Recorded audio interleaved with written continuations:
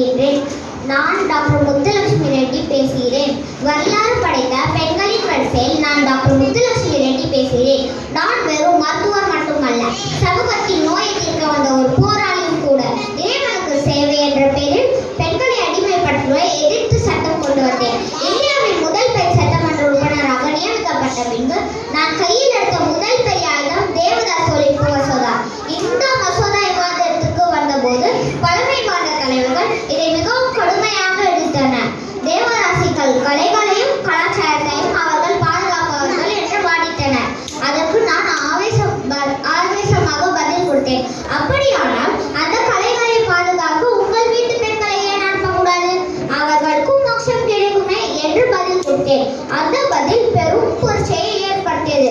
பின்பு அக்டோபர் 9ஆம் தேதி 1947 அன்று மெட்ராஸ் தேவதாசி ஒழிப்பு சட்டம் முழுமையாக நிறைவேற்றப்பட்டது. பாதிக்கப்பட்ட பெண்களுக்கு வாழ்வாதாரம் வழங்க